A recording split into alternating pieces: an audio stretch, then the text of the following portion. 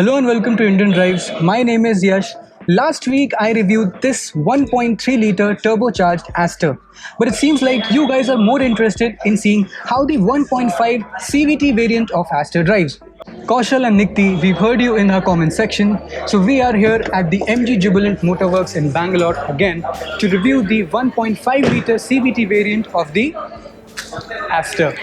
Today in this review, I'm not just going to tell you about how the Aster looks or how spacious it is, but instead, I'll explain you the differences in the CVT and the torque converter gearbox. I'll give you some intellectual gyan about how the CVT works and explain the differences in the CVT and the torque converter automatic gearboxes in layman terms, so you can understand why the CVT would make sense for you and why do the driving enthusiasts loathe it so much. So let's get on with the review of the Aster.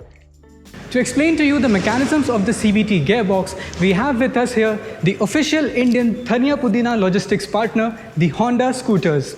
Now both the Aster and the Honda Scooter has one thing in common, and that is the CVT gearbox. Now like the Scooter, the Aster also gets a CVT gearbox which gives you a rubber band effect while driving. Now I know you're thinking, what the hell is this rubber band effect now? And why don't I start with the review already?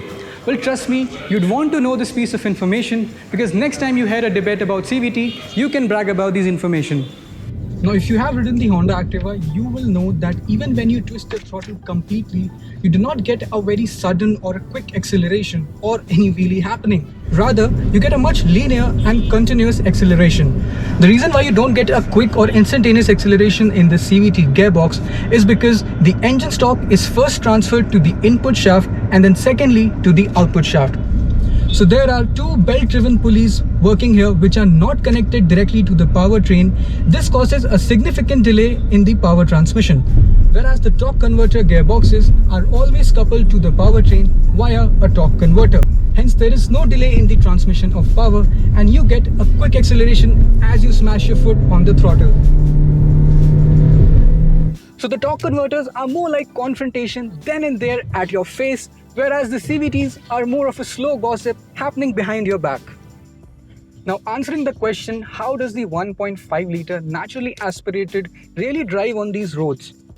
Now the naturally aspirated engine with the CVT gearbox does not pin you into the seats like the turbocharged Aster, but that does not mean that it is a slow car.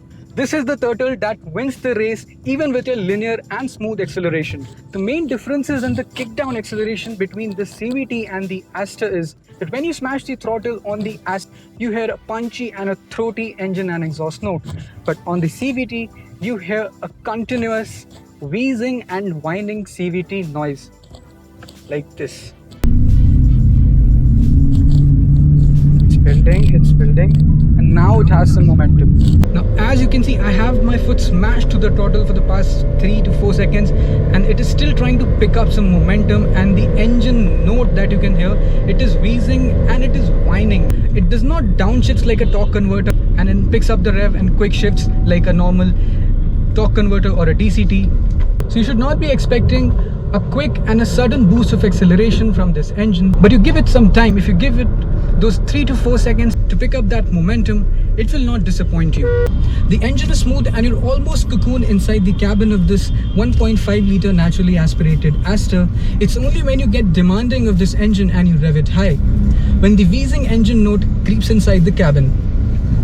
The engine note, however, is not very exciting to hear, so if you are a petrol head, you might be inclined towards the exhaust and engine note of the turbo variant of the Aster. But if you aren't, then this CVT makes more than enough sense for you, as this Aster drives comfortably and smoothly in the city traffic. Now if you are looking out for a more detailed review of the Aster where we cover the interiors and the exteriors in a very detailed manner, there would be a link popping somewhere here right in the corner, so do check that video out. We've done a walk around review of the Aster. We've also done a drive review of the 1.3 liter turbocharged Aster. Do not miss them out. We've also mentioned the link in the description.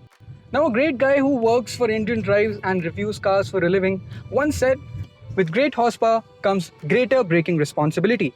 Both the turbocharged and the naturally aspirated variant of Aster gives you good braking performance and enough confidence to brake later and enjoy the power band. The suspension setup on the Aster is really well balanced. It really glides over the potholes and dampens the vertical movements pretty well. So passengers both at the front seat and the rear seat do not swerve around the cabin with those vertical movements of the suspension. The suspension travel is great, the dampening is great. However, there is slight body roll when you try to corner this Aster at high speeds. Now answering the question, is the CVT really bad? Nope.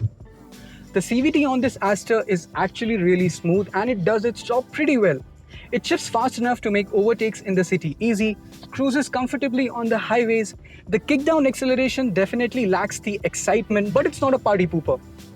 रही बात slow shifting gear boxes की, तो it is an inherent characteristic for a CVT gearbox to slow shift the gears because it is a more fuel efficient gearbox than the torque converters or the DCT or any automatic gearbox in the world. So it's intended to be shifting slowly to get you a better fuel efficiency. Now speaking of the fuel efficiency, a lot of people have been disappointed, or they are, let's say, still trying to figure out the real fuel efficiency of both the turbocharged and the naturally aspirated variants of the Aster. This will comfortably give you around 10 to 12 kilometers per liter in the city driving in the peak traffic hours, as I can see on my display right now, right here. And on the highways, you can expect it to be around 13 to 14 kilometers per liter. And the reason behind that is the infinite ratio that the CVT gearbox offers you. It gives you a lot of room in the rev range to play with. So you can always try to keep the revs as low as possible with the CVT, making sure you get a good fuel efficiency.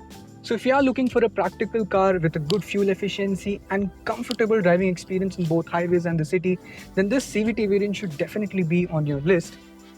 But if you are one of those who really cannot compromise on the ultimate driving experience and want that throaty exhaust and engine note, and the cost of the turbo variant, the lower fuel efficiency, and the petrol prices does not affect you, then you are better off with the turbocharged Aster.